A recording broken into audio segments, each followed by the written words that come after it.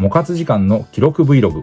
今回は SD ガンプラ、SD ガンダム BB 戦士ナンバー37、ガンダム NT1 のキット、水性アクリル塗料を使ってシールで色分け対応していたところを中心にリペイントしました。NT1 標準形態からチョバムアーマー形態まで。キットは素組みの状態からミスタースーパークリア艶消しで塗装の下地を作っておきます。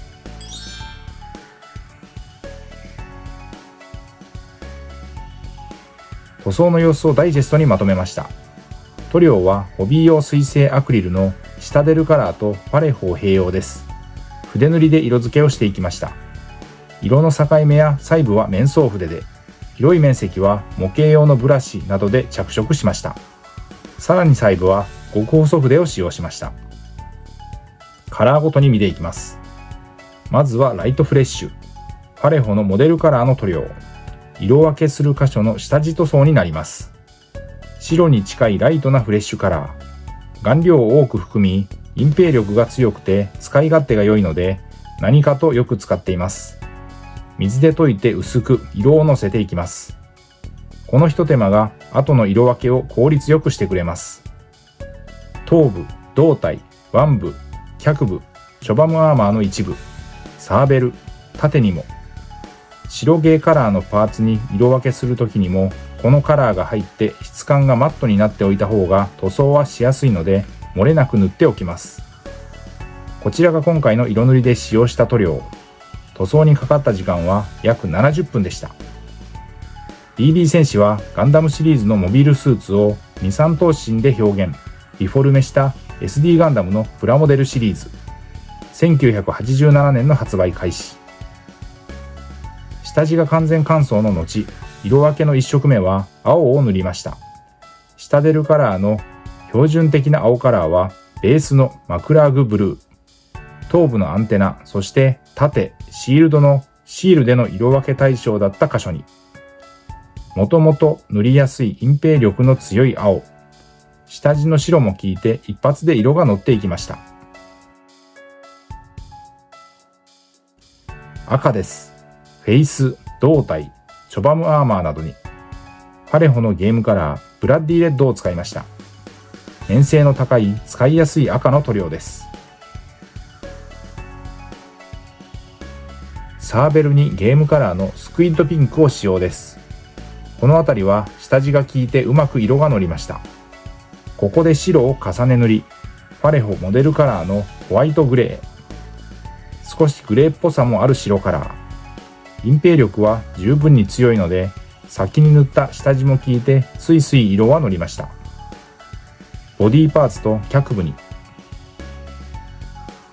パレホはスペインが発祥の水性アクリル塗料で世界最高級と言われます。安全で嫌な匂いなし、乾燥が早くて塗膜も比較的丈夫。色数は実に1000種を数えます。調色も自由自在でゲームカラーやモデルカラーといった現役のまま筆塗りができるカラーを多用しています。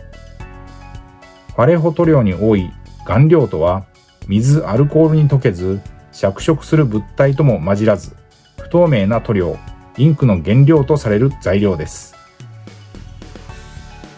黒です。ゲームカラーのブラック。水で溶いて薄めてフェイス、頭部、胴体、チョバムアーマーのパーツに。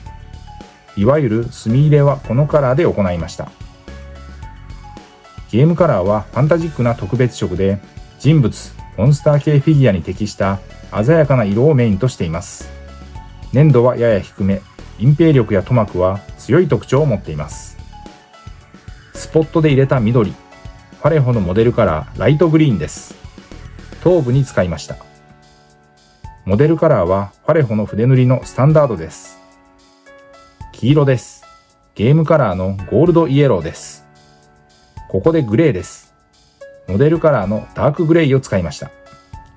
濃いグレーのカラー、腕部、バックパックなどに塗りました。筆ムラを避けるため、シタデルカラーのテクニカル、ラーミアンメディウムという溶剤塗料も使って水で薄めながらペイントをしました。このガンダム NT1 のキットは1989年に発売されたキット。塗装後は水性トップコート、艶消しを全体に吹き付け、乾燥させて完成。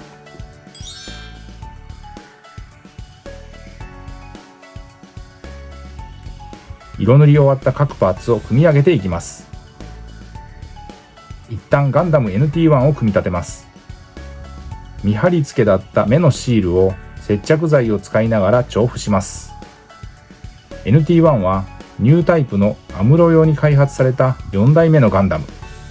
機体は再設計され、高速反応にも機敏に反応。アンテナを取り付けます。脚部、腕部と順に胴体にジョイントしていきます。自己学習型高速大容量コンピュータや増設されたアポジモーター、マグネットコーティングなど最新鋭のガンダムでした。シールドを左腕に取り付けました。バックパックを接続して頭部をジョイントして完成。フロントビューからリアビュー。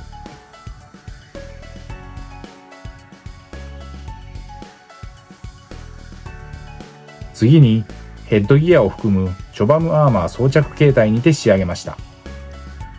胴体に前後からアーマーを取り付け、腕部に装甲をジョイントします。ヘッドギアも頭部パーツを挟み込む形でセット。チョバムアーマーは破壊されることによって衝撃を吸収する装甲。腕部、頭部を胴体に取り付けて完成。塗装後がこちら。